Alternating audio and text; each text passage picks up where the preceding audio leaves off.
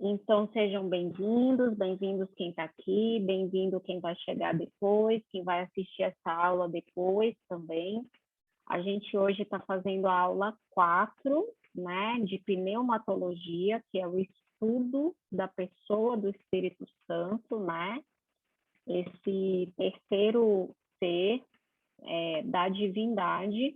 E vamos só recordar aqui rapidamente as nossas motivações para estudarmos esse tema, né? Nossas motivações é que talvez seja hoje uma das pessoas da Trindade que são mais comentadas, mais faladas, mas muito pouco conhecidas. Então, qual é a função? O que o Espírito Santo faz? Qual é a atuação dele na nossa salvação, né? Qual foi a atuação dele ao longo da história do planeta Terra, a história da existência do ser humano, né? Então, a gente está tentando entender isso. E nós começamos justamente porque existe uma compreensão muito equivocada de que o Espírito Santo é algo que vem somente após a introdução de Cristo no mundo, né, como Messias, e aí ele sobe ao céu e ele derrama o Espírito Santo. Claro que a gente sabe que após a subida de Cristo ao céu, houve um derramamento do Espírito Santo de forma específica, abundante, a gente sabe disso, a gente vai estudar sobre isso, mas nós vemos claramente uma atuação muito intensa do Espírito Santo antes, até porque a finalidade, o papel do Espírito Santo, ele não mudou, né? O Espírito Santo, desde o momento lá da criação até o fim dessa terra, ele vai continuar fazendo a mesma coisa pelo ser humano. Então, o que nós estamos fazendo aqui é entender o que ele fazia antes, né, para nós entendermos o que ele faz e para nós também sabermos pedir, né, o Espírito Santo. Então, como que, se é o Espírito Santo que habita em mim, o que eu sei sobre esse ser que habita em mim? Como é que eu devo me relacionar com ele, né? Então, essas coisas são bem importantes, ajudam a gente a entender e aí realmente a vivenciar uma experiência melhor com o Espírito Santo. Vou aqui compartilhar, então, o nosso PowerPoint que eu preparei. Então, vamos lá. Então, nós estamos aí na nossa quarta aula, né, de pneumatologia, né? E nós temos aqui, então, nós ainda estamos vendo o Espírito Santo no Antigo Testamento. Nós fizemos a aula 1, foi uma aula introdutória. Aí nós fizemos a aula 2, começamos no Antigo Testamento e vimos o Espírito Santo no Pentateuco, né? Na aula passada, vimos o Espírito Santo nos livros históricos e hoje nós vamos ver o Espírito Santo em alguns livros proféticos, tá? E vocês vão perceber que hoje eu estou citando profetas maiores. Vocês sabem que os livros proféticos, que eles vão desde o livro de Isaías, né, até o fim do Antigo Testamento, são chamados de livros proféticos. E vocês sabem que a gente tem uma divisão, que são os profetas maiores e 12 profetas menores. Então, os profetas maiores são Isaías, Jeremias, Ezequiel e Daniel, ok? Por que são chamados de maiores? Porque são livros maiores, têm um conteúdo maior, tá? E aí a gente tem livros menores, né, que tem ali um conteúdo menor e provavelmente tem até algum outro significado que agora eu não sei.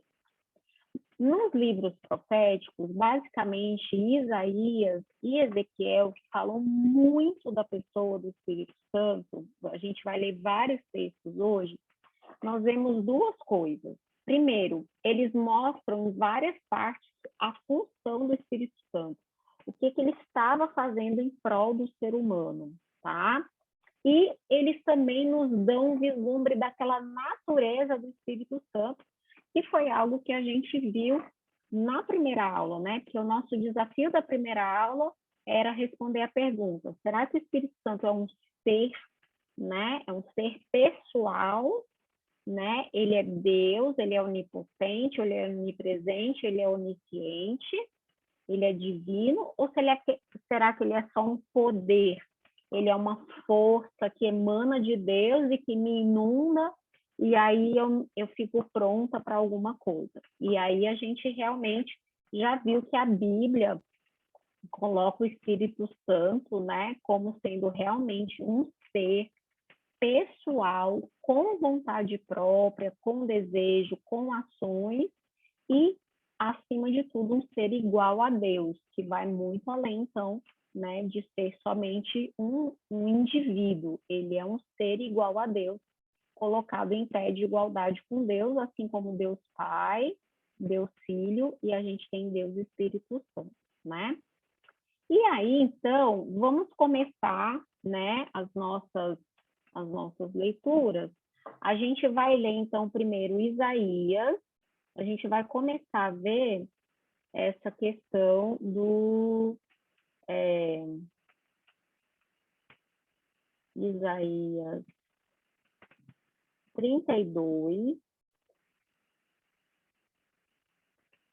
14 a 16, e a gente vai ver que Isaías aqui, ele apresenta o Espírito Santo como exercendo um papel. Então, a gente está chamando isso de função, tá? Então, é o papel do Espírito Santo. E aí, Isaías, ele diz assim, a gente sabe que Isaías é um profeta, que ele é um profeta do povo de Israel, tá? Ele é um profeta pré-exílio babilônico, então ele prediz o exílio, ele prediz a destruição de Israel pela Síria, ele prediz a destruição de Judá pelos babilônicos, ele prediz o cativeiro e ele prediz a libertação do cativeiro e a reconstrução o retorno do povo e a reconstrução da cidade e o retorno da glória. Mas Isaías também prediz o Messias, né? Então ele tem essa mistura de predizer essa retomada da glória do povo de Israel com a vinda do Messias, a primeira vinda principalmente, ele faz essa predição, tá? Então vamos ver os versos 14 a 16. Ele diz assim: o palácio será abandonado, a cidade populosa ficará deserta. Ofel e a torre da guarda servirão de tabernas para sempre. Folga para jumentos selvagens e pastos para rebanhos. Até que se derrame sobre nós o Espírito lá do alto. Esse Espírito aqui, na minha versão, que é Almeida Revista e atualizada, ele está em letra maiúscula. Isso quer dizer que ele não está falando no sentido de fôlego e não está falando no sentido de ar, tá? Então, ele está falando realmente no sentido da terceira pessoa da Trindade. Até que sobre nós se derrame o Espírito lá do alto. Então, olha o que vai acontecer. O deserto se tornará em pomar, e o pomar será tido por bosque. O juízo habitará no deserto e a justiça morará no pomar. Aqui a gente vê algo que a gente viu quando a gente estudou Gênesis, né? A gente vê o Espírito Santo sendo algo que vivifica, ele traz vida, ele participa desse processo de criação e manutenção da vida. Então, o Espírito Santo é derramado e aí aquilo que era deserto se torna um pomar, ou seja, não é só um local com árvores, é um local com árvores frutíferas, tá? E não é só um local com árvores frutíferas, é um local onde existe justiça, né? Onde não existe desigualdade, onde não existe maldade. Então, a gente percebe aqui o Espírito Santo como um mantenedor da vida, um preservador da criação, tá? Vamos, então, virar aí algumas páginas e vamos para Isaías 40, versos 12 a 14.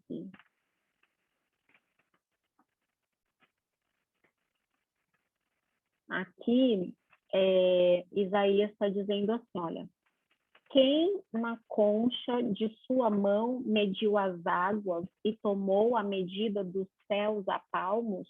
Está falando da criação, né, gente? Quem recolheu a terça parte de um efa, o pó da terra, e pesou os montes em romana e os outeiros em balança de precisão? Quem guiou o Espírito do Senhor, ou como seu conselheiro o ensinou? Com quem tomou ele o conselho para que lhe desse compreensão?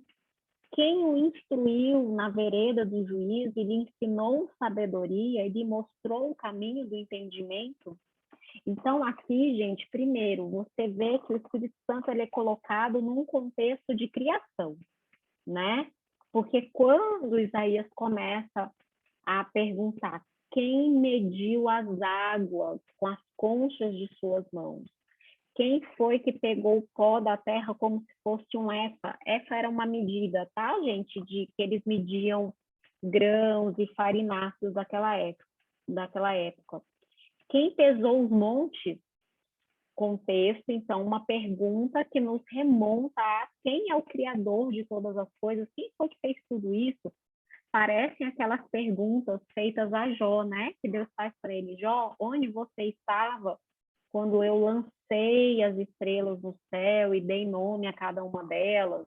Então, você vê que isso aqui já está num contexto de Deus criador. E aí, ele, nesse contexto de criação, ele já amarra aqui a questão do Espírito Santo. Quem guiou o Espírito do Senhor? Quem deu sabedoria a ele? É claro que são perguntas retóricas. Está perguntando, será que eu ou você teríamos condições de ensinar algo para o Espírito Santo, trazer compreensão a ele? Ou será que ele, na verdade, é o ser todo-poderoso, todo sapiente, né? Então, aqui a gente percebe que é uma linguagem poética, tá, gente? É uma linguagem poética feita em forma de perguntas e são aquelas perguntas realmente retóricas para mostrar a superioridade e o poder ilimitado, né, daquele ser, tá? Então, a gente vai percebendo, e com isso, a gente lendo diferentes tipos de texto, a gente vai aprendendo que a Bíblia é um livro muito rico, né? Porque ele tem diferentes tipos de escrita, diferentes tipos de abordagens para trazer uma mensagem, né?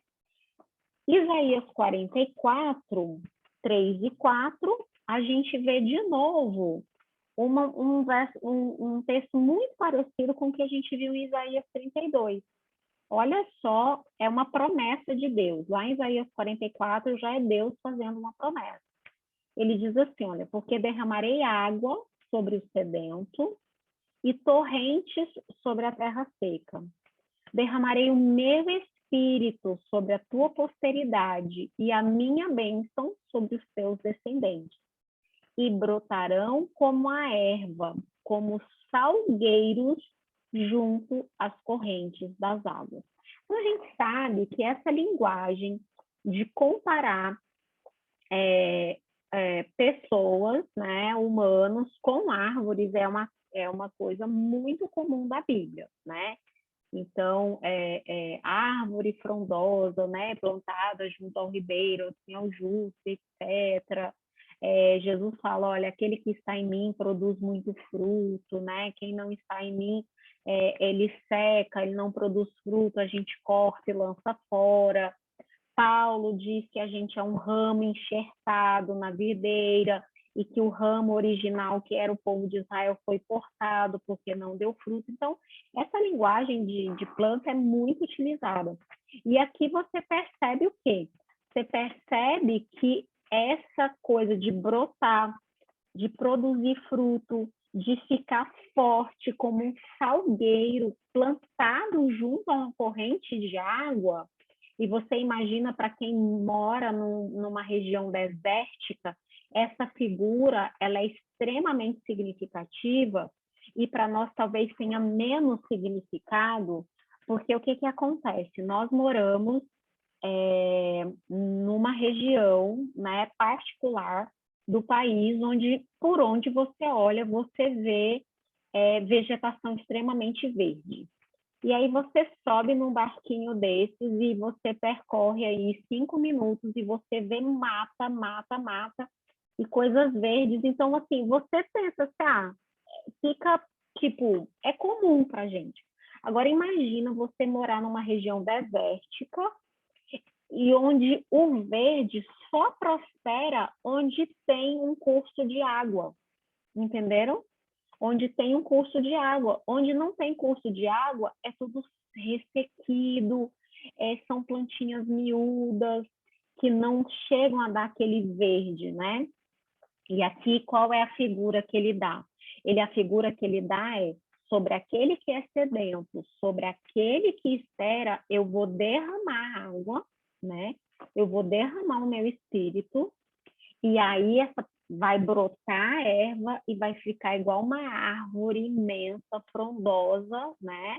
Junto às correntes de água. Então, essa figura realmente do Espírito Santo ser o ser da Trindade, que ao entrar em nossa vida, nos faz produzir frutos, ok? Então, vamos lá para Ezequiel, né? Então, uma outra figura aí para a gente tentar entender a função aqui do Espírito Santo, tá? Ezequiel tinha recebido a sua primeira visão, né? A visão do capítulo 1, é uma visão extremamente significativa. Quem nunca leu Ezequiel 1, aconselho que leia. Nós vamos hoje ler uns 2 ou 3 versos de Ezequiel 1, porque tem ali, né, uma questão do Espírito Santo. Mas aí Ezequiel, ao ver a visão, e na visão do capítulo 1, Ezequiel vê a glória de Deus sobre o trono móvel de Deus. Então, Ezequiel vê o trono móvel de Deus sobre os 4 seres viventes, sobre rodas que giravam. E ele, quando ele vê aquela glória, ele fica desfalecido no fim do capítulo 1. E aí vem o capítulo 2 e diz o seguinte: essa voz me disse, filho do homem, põe-te de pé e eu falarei contigo. Então entrou em mim um espírito quando falava comigo e me pôs em pé e ouvi o que me falava. E ele me disse, filho do homem, eu te enviei aos filhos de Israel, as nações rebeldes que se insurgiram contra mim. Ele e seus pais prevaricaram contra mim até precisamente ao dia de hoje. Então, você vê, Ezequiel recebe a visão, né? E aí ele fica desfalecido, e aí vem o Espírito Santo, dá vigor a ele, fortalece, coloca ele de pé, mas ao mesmo tempo ele já recebe um chamado. Filho do homem, eu te envio aos filhos de Israel. Ou seja, o Espírito Santo é aquele que fortalece e te prepara para a missão. Ele comissiona você para uma determinada missão. No que isso aqui, gente, é diferente do que a gente vê no livro de Atos? Você percebe que no livro de Atos a gente tem algo extremamente correlato com isso aqui.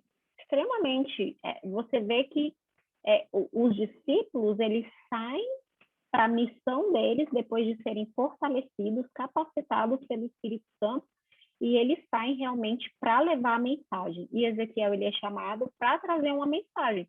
Só que, claro, cada um dentro do seu papel, dentro do seu momento, né, de história da Terra, né? Então, a gente está vendo aqui, olha, então, o Espírito Santo, você percebe, as funções são funções divinas, né, que o Espírito Santo tem. E o livro de Ezequiel, gente, ele traz uma gradação de uma função do Espírito Santo que chega a ser meio... É interessante. Não é engraçado, mas é muito interessante quando a gente para pensar, e eu nunca tinha pensado nisso, tá? E aí é isso que a gente vai ver. Então, vira a tua página da tua Bíblia para Ezequiel 1, a gente vai começar no verso 15.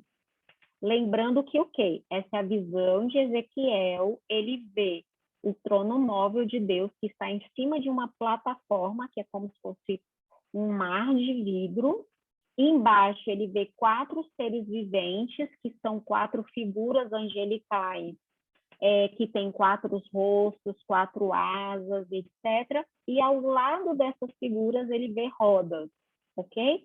Então vamos ver um pouco dessa descrição. Então é o seguinte, ele diz o seguinte: vi os seres viventes e eis que havia uma roda na terra ao lado de cada um deles. O aspecto das rodas e a sua estrutura era brilhante como berilo.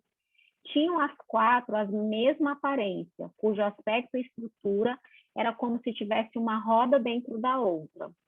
Andando elas, podiam ir nas 4 direções e não se viravam quando iam. As suas cambotas eram altas e metiam medo. E nas 4 rodas, as mesmas eram cheias de olhos ao redor. Andando os seres viventes, andavam as rodas ao lado deles. Elevando-se eles, elas se elevavam também. Para onde o espírito queria ir, elas iam, pois o espírito os impelia. E as rodas se elevavam juntamente com eles, porque nelas havia o espírito dos seres viventes. Andando eles, andavam elas, e parando eles, paravam elas. E elevando-se eles da terra, elevavam-se também as rodas, porque o espírito dos seres vivos estava nas rodas. Aqui, eu sei que quando a gente lê esse texto, fica muito... fica parecendo que o Espírito aqui não seria o Espírito Santo, mas aqueles que fazem estudo, né, um estudo profundo, textual, eles percebem que aqui essas características, elas são realmente, essa movimentação, ela é dada pelo Espírito Santo. Então, aqui a gente encontra em Ezequiel 1, o Espírito Santo sendo um agente que transporta a glória de Deus. Ou seja, nessa figura do trono, a gente tem a divindade presente, a gente tem a glória de Deus sobre esse trono, um arco-íris sobre esse trono, mas a gente tem também o Espírito Santo ordenando, capacitando os seres viventes a fazerem esse movimento e ordenando para onde vai, para onde não vai, quando sobe, quando abaixa, ok? Então, esse é o sentido. E aí, Ezequiel vê essa visão, e aí ele passa, obviamente, a ser um profeta de Deus. Ele aceita o chamado dele, um chamado extremamente difícil. Ezequiel passa por situações muito difíceis, mas a partir dali, ele passa a ser guiado pelo Espírito Santo. E aí a gente começa a ver o Espírito Santo transportando Ezequiel. Olha que interessante. Então, vamos ver Ezequiel 8:3,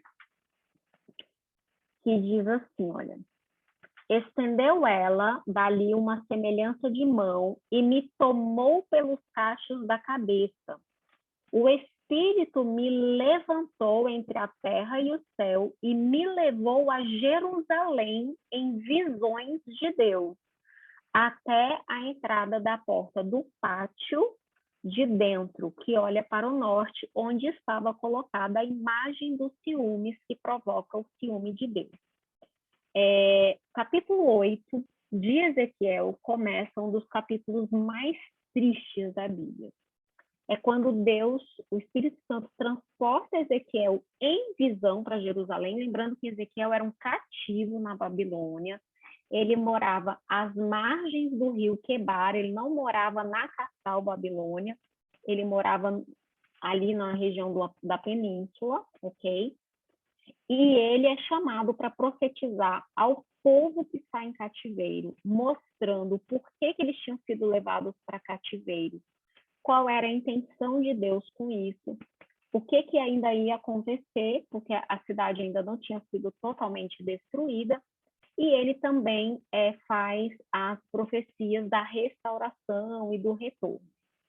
E aí, o capítulo 8 de Ezequiel, ele começa, e isso vai até o capítulo 11, ele começa dizendo para a gente por que que Deus estava fazendo tudo aquilo, por que que Deus tinha permitido que eles fossem para cativeiro. E aí, lá no capítulo 8, a gente vê Ezequiel sendo transportado para Jerusalém, e ele é transportado para dentro do templo. Mas aí Ezequiel ele conta para a gente que aí dentro do pátio do templo, dentro do pátio, da porta de dentro, estava a imagem dos ciúmes de Deus. Sabe o que é isso? Isso era uma imagem de ídolo que os próprios sacerdotes tinham construído dentro do pátio do templo.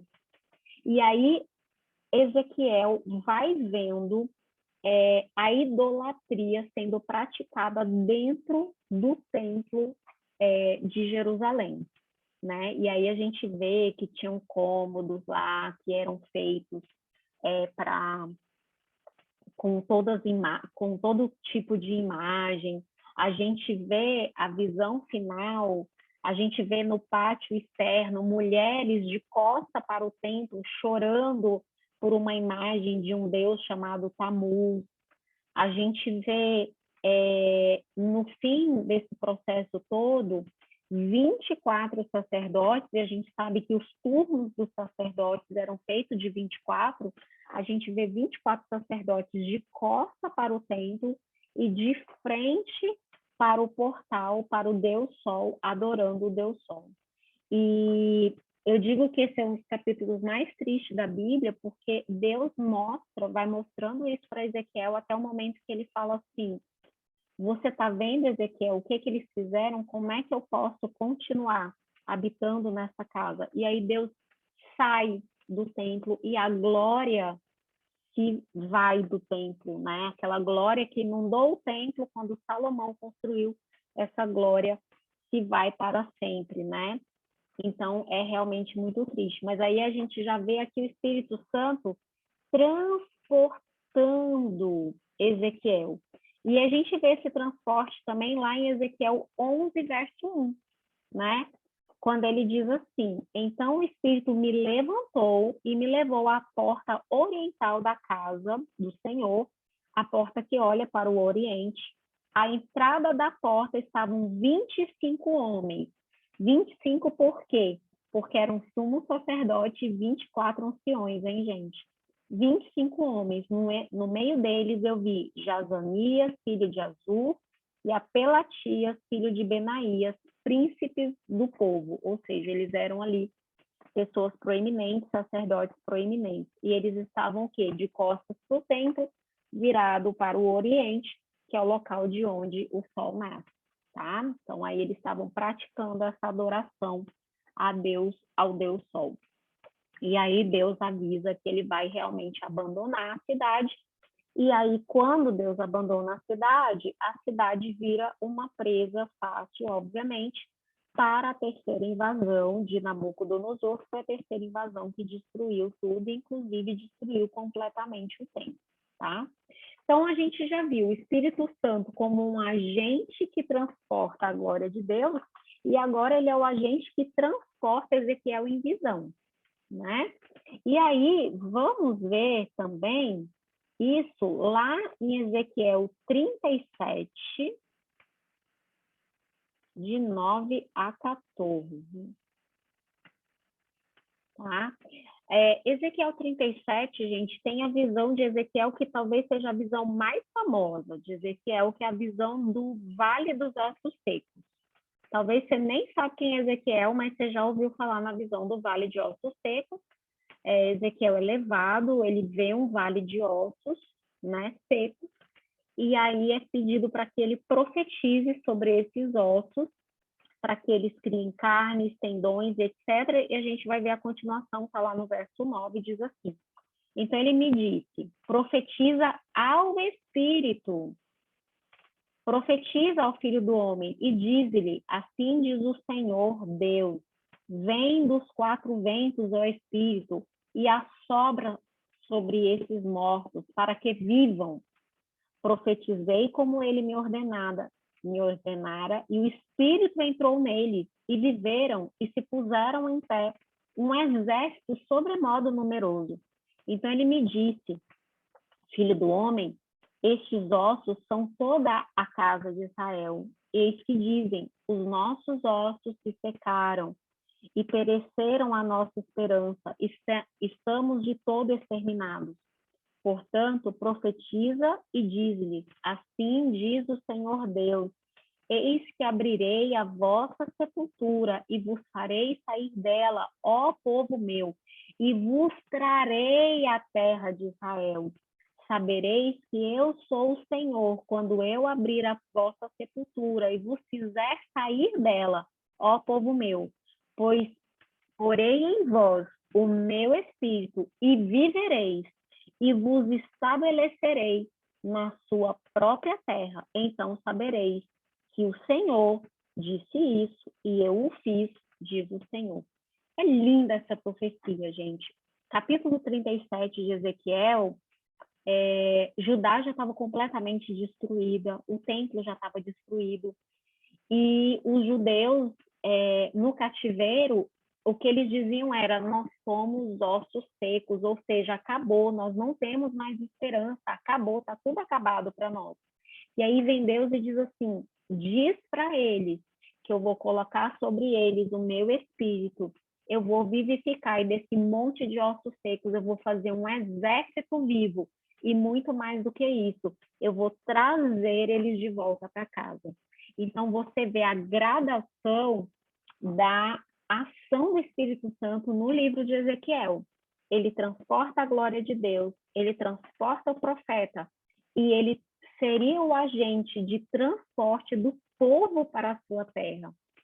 É ele que encheria esse povo da vontade de voltar, de reconstruir, né? E aí a gente sabe que anos e anos e anos, algumas décadas depois disso, Zorobabel, né, junto com o sumo sacerdote Josué, eles lideram o povo num retorno aí de cerca de 42 mil pessoas de volta a Jerusalém, para essa primeira parte ali da reconstrução de Jerusalém. Mas a gente percebe que o autor, ele usa de forma intencional essa gradação. Então, ele diz: olha, o mesmo ser que transporta a glória de Deus, ele vai transportar vocês de volta, tá? Então, isso é muito lindo a gente pensar nisso, tá? Então, seja bem-vindo, quem está chegando agora, não tem problema. E aí, se caso aí quiser assistir o restantezinho da aula, a gente já sabe que depois eu coloco no YouTube, tá, gente? Então, aqui a gente está vendo as funções do Espírito Santo, essas funções apresentadas nos livros proféticos. O que a gente tem que lembrar? Quando a gente está estudando um assunto na Bíblia, e a gente aqui está estudando um assunto, e o assunto é Espírito Santo, a gente tem que buscar esse assunto na Bíblia toda, porque aí eu entendo o que a Bíblia me diz sobre o assunto. Eu não posso pegar um texto sobre o Espírito Santo e achar que eu entendo, né? Quando eu vejo vários textos, eu começo a ver a riqueza. Então, eu posso, por exemplo, usar a passagem de Ezequiel 37 para orar. Então, eu pego Ezequiel 37, eu leio Ezequiel 37, e em oração eu posso pedir para Deus, para o Espírito Santo adentrar em mim, me vivificar, me trazer de novo a vida. Claro que aqui a gente está falando num contexto espiritual. Eu posso pedir para que o Espírito Santo me lidere, me leve para onde eu tenho que ir, me transporte até a Canaã celestial, porque é para lá que eu quero ir. Então, você vê que quando a gente conhece, eu posso usar textos bíblicos como fonte para a minha oração, entendeu? Então, eu posso usar uma profecia que foi feita lá para o povo de Israel, eu posso usar para mim. Senhor, o Senhor um dia prometeu que seu Espírito Santo, quando ele fosse derramado sobre as pessoas, ele vivificaria, ele traria de volta a vida aqueles que não tinham mais esperança. Então, às vezes, a pessoa está passando por um momento horrível, ela acha que ela está muito caída espiritualmente, ela acha que ela está enferma espiritualmente, que ela está morta espiritualmente, mas ela pode fazer uma oração como essa, ela pode ler aqui esses versos de Ezequiel 37 e pedir para que Deus aplique isso na vida dela. Então, uma das formas, gente, da gente orar é a gente pegar textos bíblicos e usar esses textos nas nossas orações. A gente vê os grandes homens da Bíblia fazendo isso. A gente vê Moisés fazendo isso, a gente vê Daniel fazendo isso, né? Então, isso é muito legal, porque é uma forma da gente aprender e realmente saber como pedir o Espírito Santo. Porque às vezes a gente pensa assim, poxa, eu não sei pedir o Espírito Santo, o que é que eu tenho que pedir? Será que eu tenho que pedir poder? Eu tenho que pedir um dom? Não, primeira coisa que eu tenho que pedir é que o Espírito Santo me mude, me transforme, que ele seja aquele que realmente habita em mim para que eu seja diferente, né?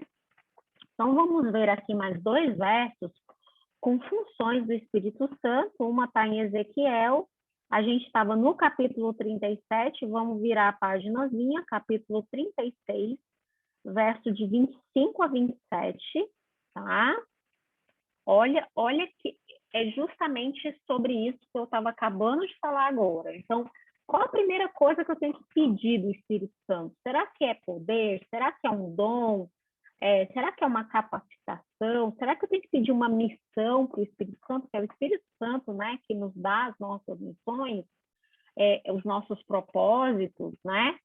Mas aí esse capítulo 36 mostra para a gente qual seria, então, o início de tudo isso. Olha só. Ezequiel 36, versos 25 a 27, diz o seguinte: Então aspergirei água pura sobre vós, e ficareis purificados. Lembrando, gente, que o Espírito Santo muitas vezes é usado a figura da água e a figura do fogo, tá? Por isso até que eu peguei essa fotinha, que eu achei ela bem emblemática, que aqui nós temos mãos que parecem um lago de água e um fogo. Então, isso são figuras bíblicas do Espírito Santo, assim como a pomba, tá? Então, aspergirei água pura sobre vós e ficareis purificados, e todas as vossas imundícias e de todos os vossos ídolos vos purificarei. Dar-vos-ei um coração novo, e porei dentre vós espírito novo. Tirarei de vós o coração de pedra e vos darei um coração de carne. Porei dentre vós o meu espírito e farei que andeis nos meus estatutos e guardeis os meus juízos e os observeis. Olha que função maravilhosa do Espírito Santo. Então, Deus promete que ao me dar o Espírito Santo, eu vou ter algo mudado dentro de mim e eu vou ser capacitada a cumprir a vontade de Deus, a cumprir os mandamentos, a fazer a vontade de Deus. Então, porei dentre vós o meu espírito e farei que andeis nos meus estatutos e guardeis os meus juízos e os observeis. Então, gente, a primeira coisa que o Espírito Santo faz na vida de uma pessoa não é dar um dom. Não é dar um dom de línguas. Ah, fulano recebeu o Espírito Santo, ele fala línguas. Gente, isso não é sinal do Espírito Santo. O sinal do Espírito Santo é uma pessoa modificada em Cristo Jesus. É uma pessoa que obedece os mandamentos. É claro, nós não vamos ser perfeitos, nós não estamos falando aqui que a pessoa ganha uma capacidade e se torna, né, impecável, não é isso, tá? Mas essa pessoa, ela ganha um senso dessa obediência a Deus, de querer fazer a vontade de Deus. Quando ela não faz a vontade de Deus, ela percebe que ela errou, ela dobra os seus joelhos, ela pede perdão. Então, a primeira coisa que o Espírito Santo faz na nossa vida é mudar a nossa natureza, é ir transformando a nossa natureza pecaminosa numa natureza espiritual, numa natureza que quer fazer a vontade de Deus. Então, ele é o agente purificador e ele é o agente santificador. Quem é que me santifica? Quem é que me faz obedecer? O Espírito Santo. Tá? Então, aqui a gente vê essa questão belíssima. E a gente pode, por exemplo, usar essa passagem de Ezequiel para poder conversar com Deus e pedir esse poder. Vamos supor que você esteja tentando vencer um pecado, algo que você sabe que você faz de errado, algo que por você estar se aproximando de Deus, aquilo já te machuca, já te magoa, você se sente pequeno, você se sente incapaz. O que você vai fazer? Você pode pegar Ezequiel 36, 25 a 27 e ler esses versos e falar, Senhor, eu quero que isso se aplique na minha vida. E aí você confessa o seu pecado, você diz, Senhor, tu sabes que eu estou fazendo tal coisa, eu não quero fazer tal coisa, mas eu não tenho força. Eu preciso do teu Santo Espírito para modificar isso na minha vida. E aí você pode, então, usar esse verso para pedir por isso. Então, o Espírito Santo é aquele que nos transforma mesmo. Isaías, né, 59, verso 21, traz Isaías falando quase que as mesmas palavras, mas num outro contexto. Olha só que interessante. Isaías 59, verso 21, diz assim, quanto a mim, essa é a minha aliança com eles, diz o Senhor. O meu Espírito que está sobre ti e as minhas palavras que pus na tua boca não se apartarão dela, nem da de teus filhos, nem dos filhos dos teus filhos. Não se apartarão desde agora e para sempre, diz o Senhor. Ou seja, esse meu Espírito que eu te dei, Isaías, eu quero derramar sobre os filhos de Israel, sobre todos vão ter a capacidade, porque essa é a minha aliança. Então, a aliança de Deus, ela não tem a ver só com a vinda do Messias, ela não tem a ver só com o habitar a terra, ela tem a ver com o Espírito Santo que vem, modifica, transforma e não se aparta, né, dos filhos. Então, a gente vê o Espírito Santo como sendo um agente de manutenção da fidelidade à aliança, né? Só ele, mudando o coração. Quando Ezequiel diz, olha, eu vou tirar o coração de pedra, eu vou colocar um coração de carne, o que é? Isso são figuras da nova aliança, que a gente acha que está só no Novo Testamento, que é no Novo Testamento que a gente vive a graça, mas a gente vê a graça sendo expressa aqui no Antigo Testamento, né? Sempre foi pela graça. Ele mostrando aqui que o Espírito Santo é que os faria obedecer. E você vê que o Espírito Santo adentra o teu coração, ele te convence que Cristo é o seu Salvador, mas ele também te muda para ser uma pessoa que obedece, né? Então, não existe uma graça barata, né? A gente vê isso. E aí a gente tem aqui, olha, essa outra coisa super importante, né? Do Espírito Santo sendo um agente que realmente estaria capacitando de forma sobrenatural o Messias, tá? Então, vamos ver alguns versos aqui do Espírito Santo e o Messias que viria, e claro, a gente sabe que Isaías tem bastante essa figura aí do Messias, né? A gente está em Isaías 60, não, a gente estava no 59, mas aí a gente vai virar duas páginazinhas e a gente vai para o 61. Tem alguém que poderia ler? Alguém? Posso ler, Ellen? Tá, Isaías 61, verso 1. A minha NVT. Tá ótimo, não tem problema. O Espírito do Senhor soberano está sobre mim, pois o Senhor me ungiu para levar boas novas aos pobres. Ele me enviou para aconselhar os de coração quebrantado e para proclamar que os cativos serão soltos e os prisioneiros libertos. Obrigada, Adriana. Vocês lembram onde essa passagem aparece lá no Novo Testamento? Lembra que Jesus ele está na sinagoga, né? E aí ele se levanta para ler, e ele pega o rolo do livro de Isaías, né? E aí ele abre, e aí ele fala, o Espírito do Senhor me ungiu para isso, isso e isso. E aí ele fecha, porque na sinagoga, gente, o serviço religioso, ele acontecia da seguinte maneira, uma pessoa se levantava, ela lia uma parte, tá? E depois ela fazia a aplicação daquela parte. E aí Jesus lê e fala assim, hoje isso se cumpriu, e senta. E aí todo mundo fica olhando para ele, desesperado, como assim se cumpriu? Quem é você, né? E aí a gente sabe que ele estava fazendo essa pregação lá na região onde ele foi criado, né?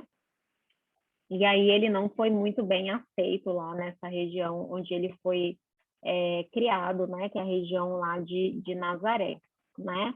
Então a gente vê que o Espírito Santo ele capacitaria o Messias para trazer as boas novas, né? Ele capacita para pregar as boas novas e para libertar aqueles que necessitam. E aqui a gente sabe que tem a ver com aqueles quebrantados de coração, né? Que são aqueles que são tristes porque não aguentam mais viver sobre a sombra do pecado, os cativos, né, do pecado, e aí Jesus vem para trazer toda essa libertação. Vamos lá, então, para Isaías 42. Não, vamos já para o 11, né, que é o primeiro. Isaías 11, verso 2.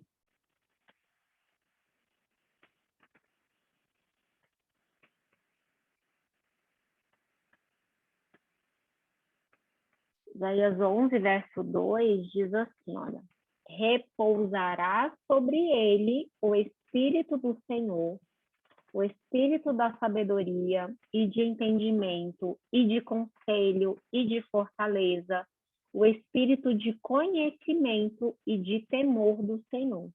Então, aqui você vê diferentes capacitações, qualidades, né, do Espírito. E aqui, se você contar, são 7, ok? E aí esse número é bem interessante, porque ele dá a ideia de totalidade. E aí lá em Apocalipse, você vê que tem os 7 Espíritos de Deus que são enviados por toda a Terra. E a pessoa fala assim, 7 Espíritos, de onde João tirou isso? João tirou isso de Isaías, tá?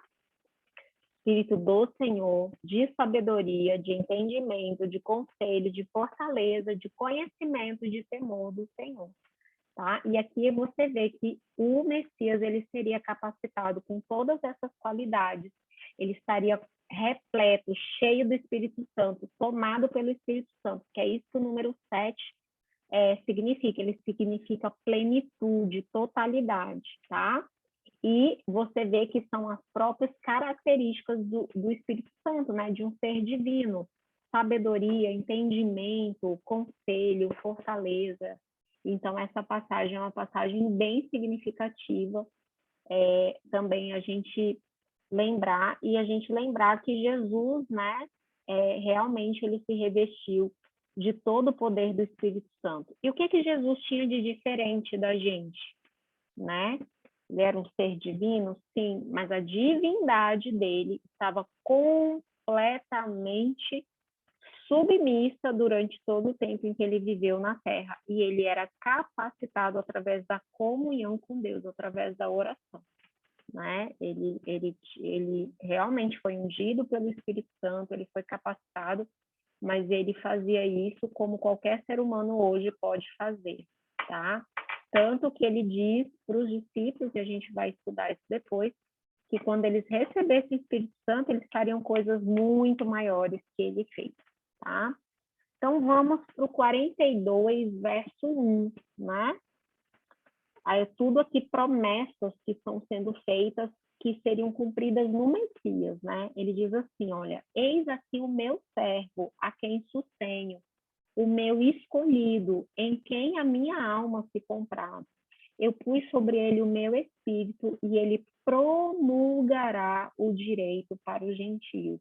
Olha só a salvação sendo já prometida séculos antes, para muito além das portas, dos portais, dos muros de Jerusalém, de Judá, ou, né? o Messias, ele viria para promulgar o direito dos gentios, ou seja, o Messias seria capacitado para trazer justiça para as nações. Então, a gente vê aqui a função do Espírito Santo nos livros proféticos. Então, uma parte é o que Isaías nos mostra de qual seria a ação do Espírito Santo sobre Jesus. Uma coisa muito interessante, né, que Jesus, ele tem um derramamento do Espírito Santo sobre ele. Ele é extremamente capacitado e você não vê Jesus falando, por exemplo, em línguas. Por que eu cito a questão de línguas? Porque talvez você venha de um contexto religioso em que, para você dizer que você recebeu o Espírito Santo, você tem que falar em línguas, né? E, na verdade, isso não é bíblico. Você pode ter o dom de línguas? Pode sim ter o dom de línguas. Não vou entrar no mérito de como é o dom de línguas bíblico ou não, aqui agora no momento. Mas, na verdade, o Espírito Santo, o recebimento do Espírito Santo, ele me capacita muito mais do que para falar em línguas. Ele pode me capacitar para qualquer outro dom, e ele me capacita para a obediência, ele me capacita para levar a justiça, ele me capacita para levar o evangelho, as boas novas, para libertar aqueles que estão cativos do pecado, né? Então, quando a gente pede pelo Espírito Santo, a gente pede para a gente, mas o Espírito Santo, ele é derramado em mim, mas o outro também tem que ser beneficiado, porque se eu recebo o Espírito Santo, isso tem que mudar a minha vida, e isso vai mudar a maneira como eu exerço o meu ministério dentro de uma igreja, dentro, né, da minha família, dentro do meu círculo de amigos, etc. Tá? Gente, a gente já está quase terminando, hein? Vamos agora para o nosso último aqui, olha, nosso último slidezinho, eu peguei 4 textos para mostrar para a gente que lá nos livros proféticos, dos profetas maiores, a gente já tinha, tá, o entendimento de que o Espírito Santo era um ser, né, um ser pessoal, uma pessoa mesmo, um ser divino, tá? Então, vamos lá para Isaías 48. Isaías 48, verso 16.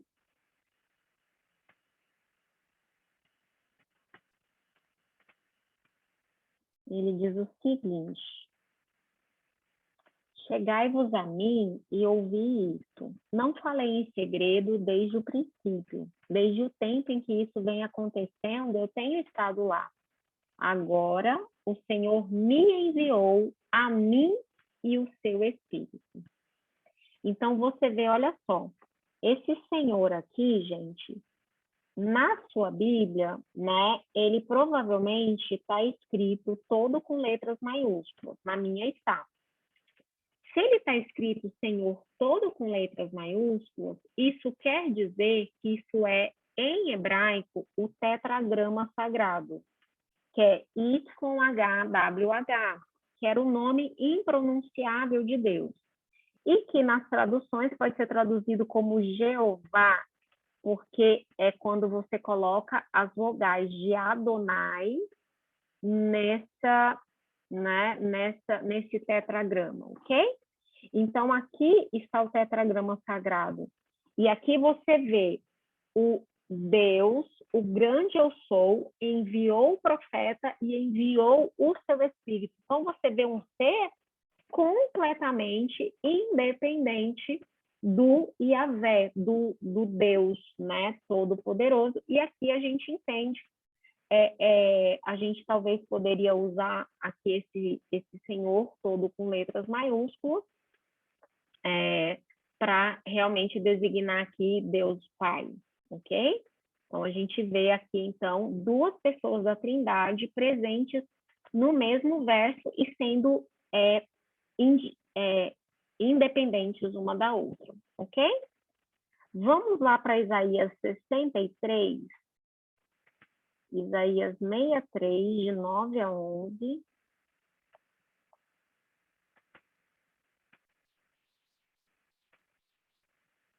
63, de 9 a 11, né?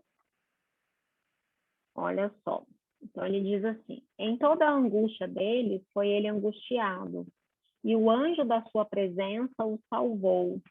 Pelo seu amor e pela sua compaixão, ele os remiu, os tomou e os conduziu todos os dias da antiguidade.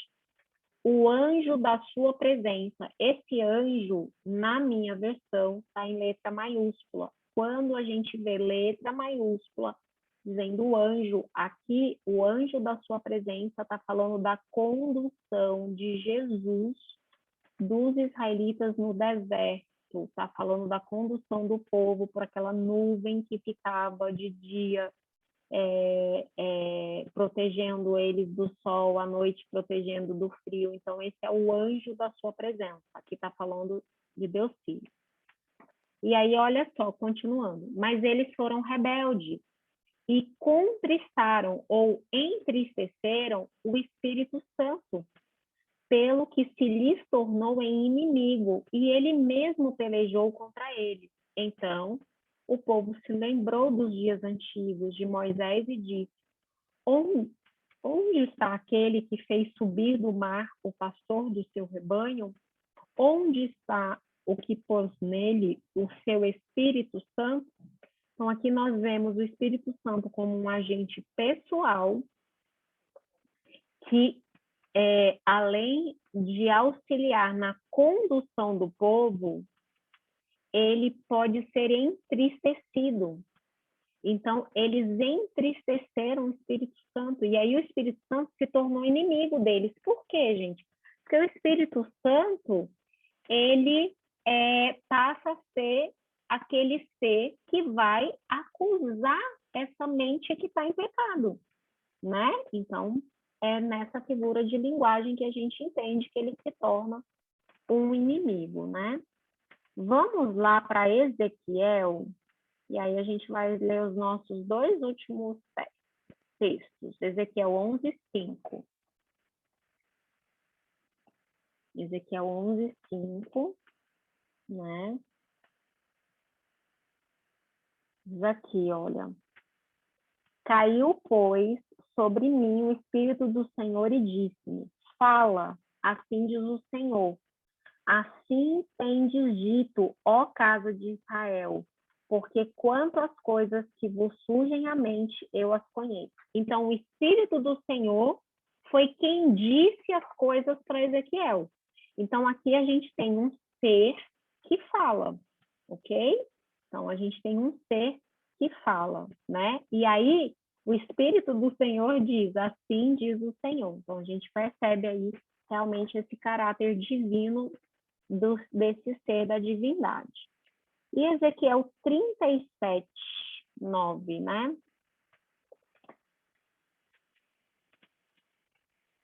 Esse verso a gente já leu, mas a gente vai ler de novo apontando para um fato bem, bem importante, né? Está lá no capítulo 37, que é o capítulo da profecia do Vale dos Ossos Secos, e aí a gente tem o seguinte: então ele me disse, profetiza ao Espírito, profetiza ao Filho do Homem, e dize-lhe, assim diz o Senhor, vem dos quatro ventos ao Espírito, e assopra sobre esses mortos para que vivam. Então, o Espírito Santo é alguém com quem eu posso falar, né? Ele pode ser convocado por Deus, como ele diz, vem dos quatro ventos e assopra sobre esses mortos para que vivam. Então, ele é um ser independente de Deus e que pode ser convocado por ele. Então, a função dessa nossa aula de hoje, gente, era justamente a gente ver quantas coisas o Espírito Santo ele faz, né? Quantas coisas ele pode capacitar o ser humano, o trabalho dele em agir diretamente com o ser humano, né? A gente vê isso. E isso pode ajudar a gente a saber como então que eu peço o Espírito Santo? Para que eu peço o Espírito Santo? Que função, o que ele vai mudar na minha vida? Então, quando eu peço o Espírito Santo, inclusive, eu tenho que estar disposto, então, a saber que ele vai começar a tentar mudar coisas na minha vida, coisas que não estão de acordo com a palavra, ele vai começar a dizer, olha, isso, você percebe que isso não está certo? Você percebe que isso aqui, né, realmente não está correto? E aí a gente realmente tem que estar disposto a começar a fazer as mudanças que o Espírito Santo mostra para a gente que a gente tem que fazer, tá? Eu vou fazer uma oração. Alguém quer comentar alguma coisa? Todos caladinhos hoje. A Maria disse que a internet dela está caindo. Então, acho que ela deve ter ficado entrando e saindo, né, Maria? Que pena. Mas aí depois dá para pegar a aulinha, tá, Maria, no YouTube. Eu vou colocar e depois passo o link para vocês, tá bom? Eu vou, então, fazer oração, tá bom? Vamos, que eles puderem fechar os olhos, a gente vai fechar para orar. Querido Pai de amor que estás querido Pai de amor que estás nos céus, muito obrigada, Senhor, porque é maravilhoso ler na tua palavra o que homens inspirados pelo teu Santo Espírito escreveram aqui para nos trazer entendimento, para nos trazer luz, para nos dar sabedoria e para sabermos mais sobre ti e sobre o teu Santo Espírito também. Pai, hoje nós entendemos que o teu Santo Espírito, ele é o ser, que ao ser derramado sobre nós, nos modifica a nossa mente, o nosso coração, as nossas intenções. Nós sabemos que esse trabalho ele não é feito de uma hora para outra, ele não é algo mágico, feito com o repetir de algumas palavras, Senhor, mas ele é uma mudança diária, progressiva, um trabalho, Senhor, realmente de transformação. Mas nós queremos esse coração transformado, nós queremos o nosso ser transformado, nós queremos ser fiéis a Ti. Então, nós agradecemos, Pai, porque Tu prometestes deixar à nossa disposição o Teu Santo Espírito para que nós fôssemos fiéis à Tua aliança. Agradecemos por tudo, em nome de Teu Filho amado Jesus. Amém. Amém. Então, tchau para quem está assistindo a aula depois.